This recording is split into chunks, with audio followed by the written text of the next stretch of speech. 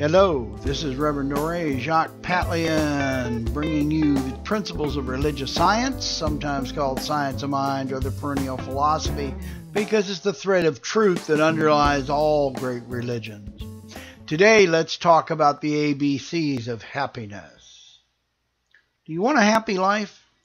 Is that really the goal that you have? I know some people that seem to love being unhappy, but if you're not one of them, listen up. Here are my ABCs of happiness. A, accept yourself for who and what you are. I know many people who wish they could be someone else. Why? Get over it. You are who and what you are. God created you with the help of mom and dad, so you must be magnificent, because like creates like, and God is magnificent. Have you ever seen a dog give birth to a cat? No, you never will. And God creates like out of itself, out of its own substance you were created. B, be the best that you can be. All right, since you now accept that you are who you are, now be the best you possible. I was born what they used to call crippled.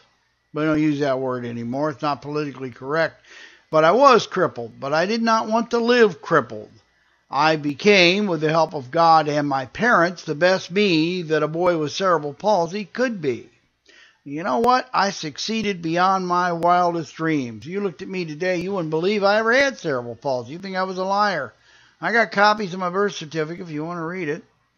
I thought of myself as a very cool guy. Smart, handsome, a bit clumsy, but hey, so what? In fact, the more I liked myself, the better my physical condition became. You see, you really do become what you think you are. Your mind is who you are. Your body's just the suit that you wear.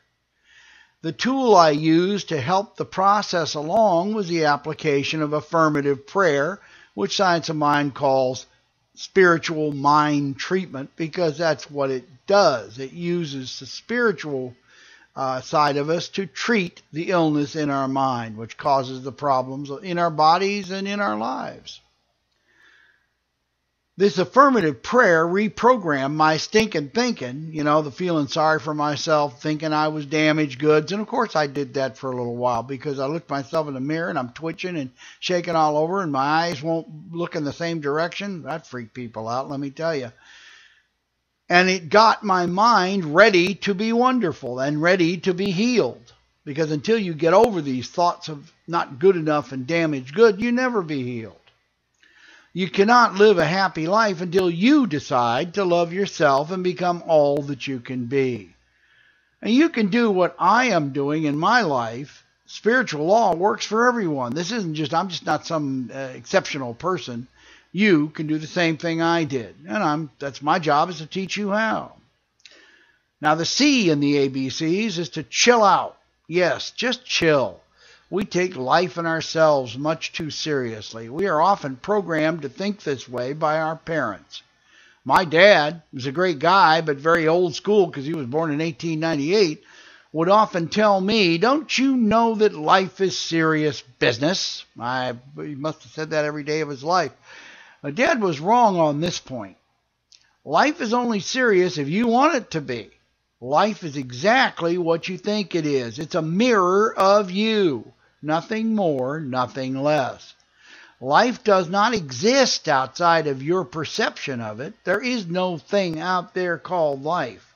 Your life is your experience of you. It doesn't happen to you. Did you know that? Life does not happen to you. Most people think it does. You happen to life.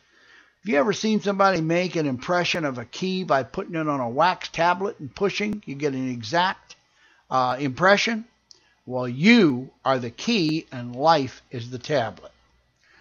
You write the book, you direct the movie, and you are the leading man or lady. Since you're in charge of this thing called life, chill out and have fun. Yes, you do have to make a living or get someone else to make it for you, but otherwise it's a cakewalk. That's a real old-fashioned term for really easy. I thought I'd pull that one out of the basement of my mind. See, there are only two things you have to do in life. Just two. Your job is to do two things. It's pretty easy, huh? One is to be whatever you were born to be and do it well. That means be black or white, brown or bronze, male or female. Although that last one may not be true much longer, the times they are a-changing. 2, everybody has to do, and they have to, hopefully they do it well. 2 is to die. We all die, and by the time you've lived a normal 21st century lifespan of 80 to 100 years or more, you'll be more than ready to go on to some other experience. You've pretty much done everything you need to do here.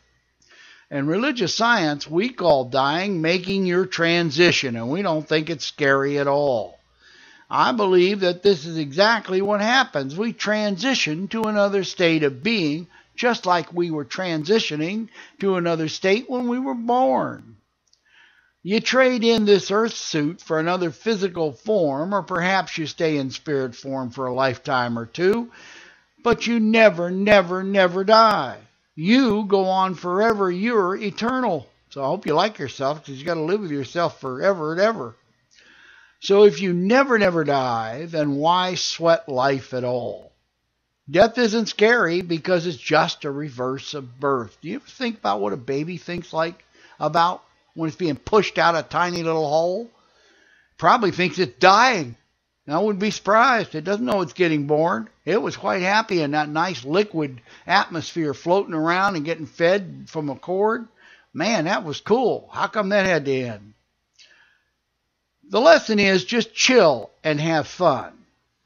If you knew for a certainty that you were invincible and could never, never, never be hurt, would you worry or fret about life? I don't think so. What's there to worry about? Well, here's the best news you'll ever receive. You are invincible. Nothing can hurt you in the spiritual realm, which is the real life. Yes, your body can be hurt, but you can never be hurt unless you choose to allow it. Do you realize that we are spiritual beings on vacation here on earth, having a physical experience? I'm going to repeat that. We're spiritual beings having a short physical experience. This physical you is not the real you. So don't worry. Be happy. Until we're together again, make the most of this life by learning and using the ABCs. God gives you the insight and wisdom to know your magnificence. Now live it. Until we're together again, make the most of this life by being the best person you can be. For more information about religious science or the science of mind, log on to csl.org and find the nearest Center for Spiritual Living, which is sort of a politically correct name for our churches. And there's one near you. You're going to love them. I tell you, talk about a happy place to spend Sunday morning. Classes, services, we call them celebrations, and that's really what they are. Look up the nearest Center for Spiritual Living. If you're tired of the old negative religion and you want to still be in a spiritual environment, but have love and acceptance of everyone, regardless of sexual orientation, color, ethnicity, whatever. We accept everybody because we're all truly brothers and sisters. Come and sit at our spiritual table and be fed. Until we're together again, bye-bye for now.